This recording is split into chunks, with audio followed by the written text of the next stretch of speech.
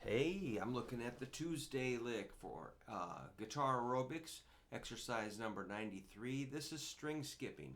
It's got some tricky timing.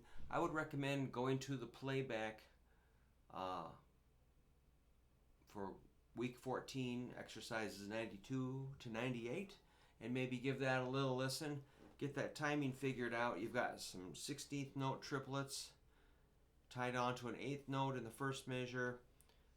There's a rest on the first beat, and then you've got two 16th notes starting the second measure tied into a 8th note, then a triplet of 8th notes. So it's, each, remember that quarter note takes one beat on the first measure, then there's the triplet plus the 8th note, that equals one beat.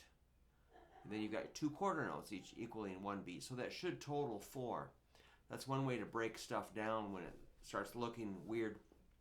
On the second measure, those two 16ths tied to an 8th would equal one beat, or three 8th notes played as a triplet tied together are equaling one beat. And then there's your half note, which is the remaining two beats. So I'm going to play along with the playback here, and let's see if I can do it. Tuesday. 2, 3, 4, 1.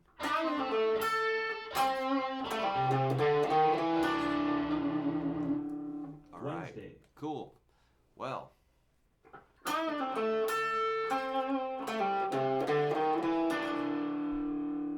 That's kind of jagged sounding. So they're recommending you keep your index flat across the 5th fret on the 1st, 2nd, and 3rd strings, so you can get those 5/5s. That's cool. Now, at the end it says E7. That's pretty important. You're seeing two 7th notes. And you might, just play them as 7/7 and go like whatever. But really, that is an E7 chord that's happening. And knowing the shape underneath those two 7th fret notes is really important. Let me show you how you know. It's not too difficult. If you take a C chord, add your pinky at the 3rd string, 3rd fret, you got a C7. Take it up 2 frets, you got a D7. 2 more frets is E7, which might remind you of a Creedence song that goes.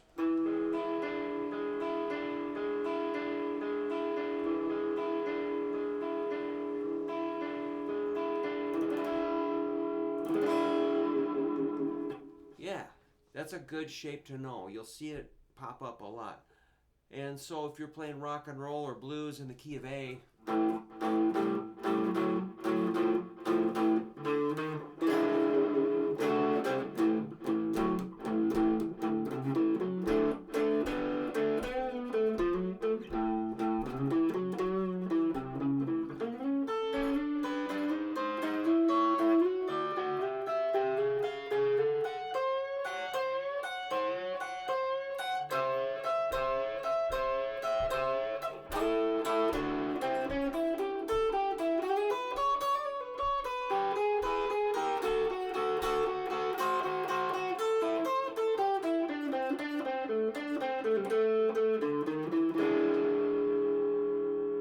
there it is.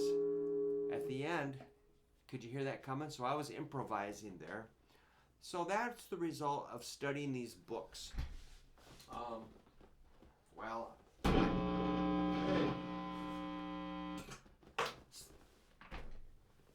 that was awesome. So I'm keeping it real here.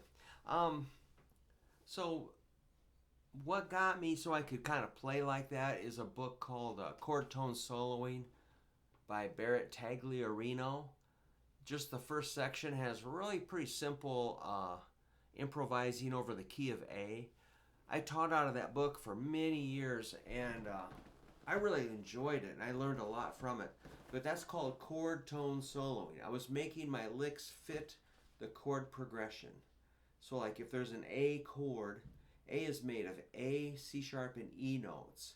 So I'm going to be sure to land on, a phrase will end on an A note, C sharp, or E note. When the band jumps over to the D chord, I'm aware of that, so I'm going to play D, F sharp, and A, because those are the notes of a D chord. Follow me? When the band goes to E, the E chord, I'm going to play the notes of the E chord, which are E, G sharp, and B.